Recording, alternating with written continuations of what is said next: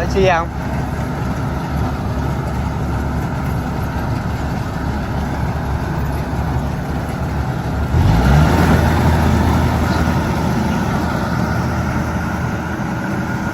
Điều con ráo mình bỏ rạ thôi chứ cũng lấy được nữa 2/3 rạ chứ.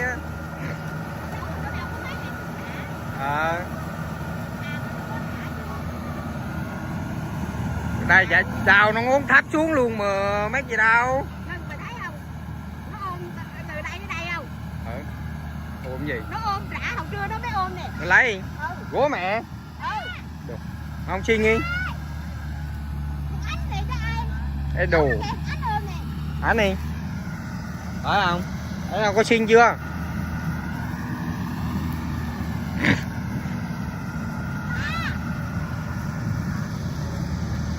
Luôn à luôn. Bước lên. Bước lên. Có chi đây qua đây lại á.